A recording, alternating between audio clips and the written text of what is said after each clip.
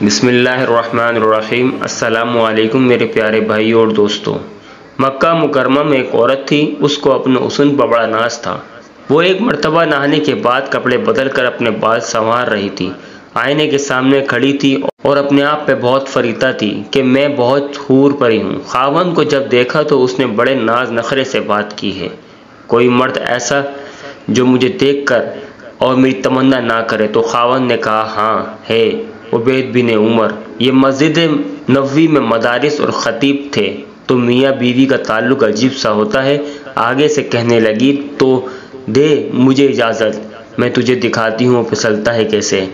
اس نے کہا ٹھیک ہے، میں اجازت دیتا ہوں۔ عورت کو اجازت مل گئی اور وہ نکلی، پھر مسجد کے دروازے پر آ کر کھڑی ہو گئی۔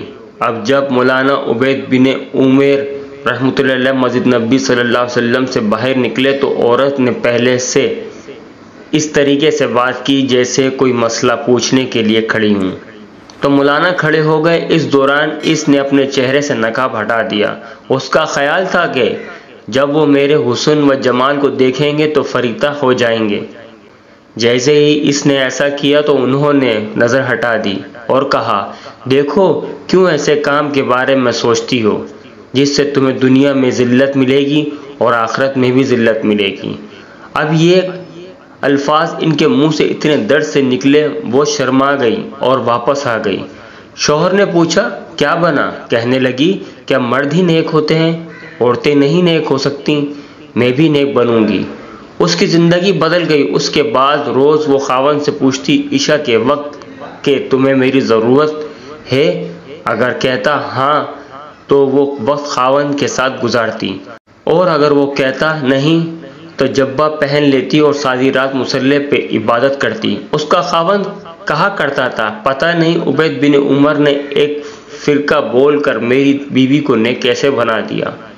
شکار کرنے کو آئے، شکار ہو کے چلے۔ تو یہ کیفیتیں ان کی اس لیے تھیں کہ پروردگار عالم نے ان کے دلوں میں ایک اثر ڈالا ہوا تھا۔ ایمان کامل ان کے دلوں میں تھا، اور یہ نہیں کہ صرف بڑے لوگوں کا یہی حال تھا، بچوں کا بھی یہی حال تھا۔ ایک باپ اپنے بیٹے کے ساتھ جا رہا تھا۔ اس نے راستے میں آم کا باغ دیکھا جس میں پکے ہوئے آموں سے درخت لدے ہوئے تھے۔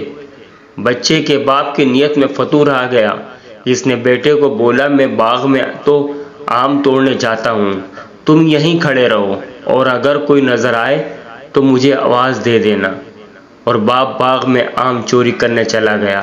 چنانچہ جیسے ہی خوشے کے قریب پہنچا تو بچے نے پیچھے سے آواز لگا دی اے ابا جان، اے ابا جان، کوئی ہمیں دیکھ رہا ہے۔ تو گھبرا گیا اور ویسے ہی واپس آ گیا۔ آ کے دیکھا تو گلی میں تو کوئی بھی نہیں تھا۔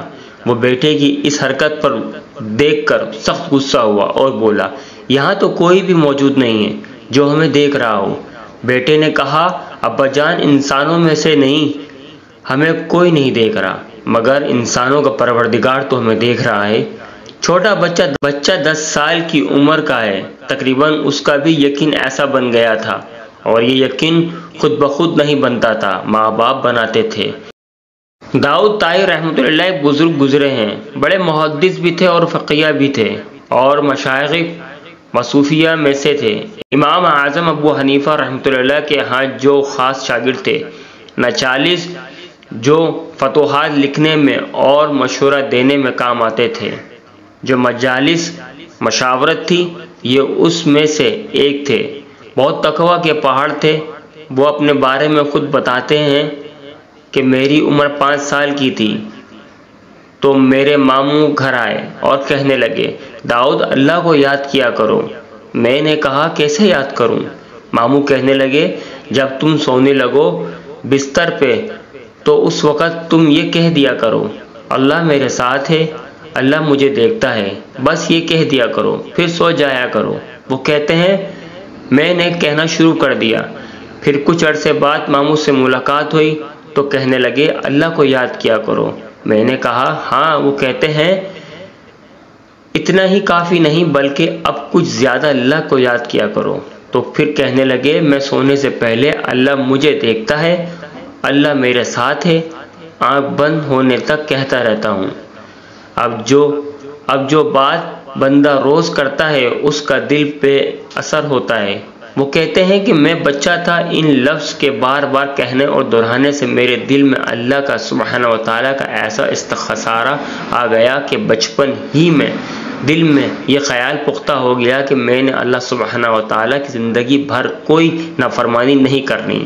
اللہ اکبر، اللہ اکبر۔ بچوں کا والدین کس قدر پختہ یقین بنایا کرتے تھے۔ اگر میری ویڈیو آپ کو اچھی لگی تو پلیز میرے چینل کو سبسکرائب کریں، لائک کریں اور شیئر کریں۔